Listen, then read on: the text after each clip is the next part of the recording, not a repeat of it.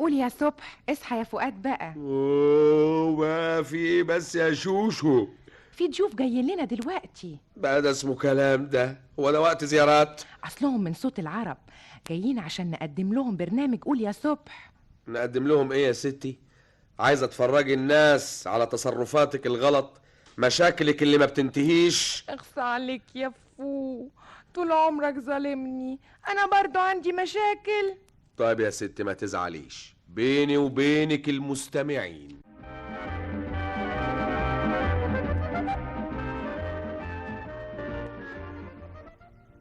فؤاد، ايه يا شوشو؟ انا خايفة قوي. من ايه شو؟ اصل دي اول مرة اركب فيها طيارة. ايه العبط ده؟ ايه رأيك؟ الطيارة لسه ما قامتش، تيجي ننزل ونركب القطر؟ دي معقولة بعد ما ركبنا وقطعنا التذاكر؟ انت زعلان علشان تمن التذاكر؟ تمن التذاكر ايه انت كمان؟ الناس بس تقول علينا ايه، خوافين. واحنا يهمنا من كلام الناس؟ انا خايفة على عمري. لا ما تخافيش يا اختي، مش هيجرالك حاجة ابدا. قصدك ايه؟ لا ولا حاجة. لا انت قصدك تقول عمر الشقي باقي. انا قلت كده؟ معنى كلامك كده. لا يا ستي، انا قصدي اطمنك. يا حبيبي يا فو. يا حبيبتي يا شو. طب افرض المحرك اتعطل. يا ستي وايه بس اللي هيعطله؟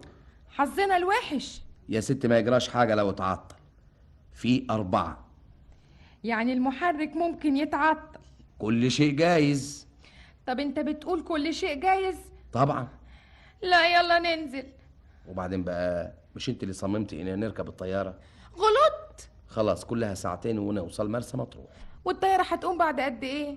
كلها 2 دقيقة. يا ماما. ايه بس يا شوشو؟ خايفة قوي يا فؤاد، ايدي متلجة. يا شوشو ما تفرجيش الناس علينا. طب قولي. نعم. أمنت على حياتي قبل ما تركب الطيارة؟ لا. لا، وكمان عايزني اموت في طيس؟ انت عايزة يعني تقلبي الرحلة غم؟ ما هي باينة من اولها كانت رحلة مهببة. ليه بس يا شوشو؟ الاول تصمم ان احنا نسافر بالعربية. انا اللي صممت برضو؟ امال انا؟ جايز، كل شيء جايز. وبعدين تتعاطل العربية بينا، ولا تعرف توصلنا ولا حاجة، ونقف في الصحراء زي الشحاتين عشان نلاقي عربية. ودلوقتي بتعيطي ليه بس يا شوشو؟ على قلة بختي. اللي بختك ايه بس؟ دلوقتي الطيارة تقوم وفي لمح البصر تلاقي نفسك في مرسى مطروح ونقضي يومين في الجنة. صحيح يا فؤاد؟ طبعا يا روحي. دلوقتي لما نوصل وتشوفي المناظر الجميلة والبحر الهادي وتحسي بالهواء المنعش، هتنسي متاعب الرحلة كلها. بقى انت مش خايف؟ من ايه يا روح؟ من ركوب الطيارة؟ خاف؟ هو في ألذ وأمتع من ركوب الطيارات؟ صحيح والنبي يا فؤاد. طبعا يا روحي، ده أنا لولا عارف إنك بتخافي ما كنتش أبدا أسافر إلا بالطيارة. صحيح؟ دي متعة، دي لذة. تعرفي يا شوشو، ها. قريب خالص الطيارات هتبقى زي العربيات. مش معقول. وحياتك كده زي ما بقولك، بس هتبقى الجراشات فوق السطوح.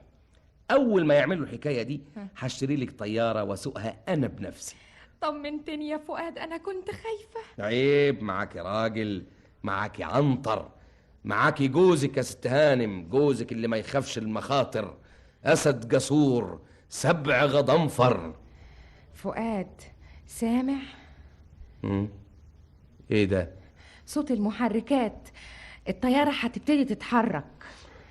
فؤاد فؤاد فؤاد، انت مش سامعني؟ فؤاد، الطيارة هتتحرك. شوشو، ايه رأيك لو نزلنا؟ ننزل؟ متهيألي ناخد القطر احسن. قول يا صوب. انا برضو اللي اقول يا صوب. برنامج من اخراج ودي الحكيم.